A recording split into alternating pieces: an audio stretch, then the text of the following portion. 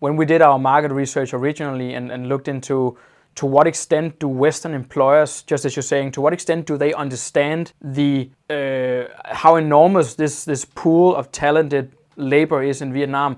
We were also noticing that if you go to something like Fiverr or Upwork, you might be able to find some Vietnamese people on there, but to a very large extent, you're gonna see it dominated. I think, at least from what we experienced, you see it dominated by Indians, Indonesians, Philippines. So how do you explain this? Because it's our experience as well that in Vietnam we find so many skilled people, disciplined, ready to commit completely to working for Western employers. And then at the same time, it's like Western employers haven't really figured out yet that this pool of talent exists.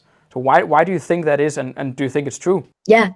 So for now, there are three markets that are big in the VA industry: the Indian, the Philippines, Filipino, and the Vietnamese. Vietnamese is quite new in the VA industry. However, the Philippines and the Indians have been in the BPO business process outsourcing business for over 20 years.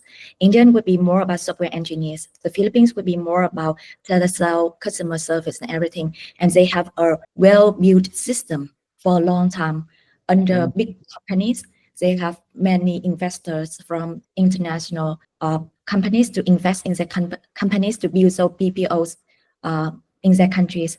In Vietnam, there are a few companies like that to offer the financing or bookkeeping service or customer service. However, it's still in the form of business process outsourcing agency. For individually development as a VA, I don't think the Vietnamese freelancer have the resources to advertise themselves on the platforms.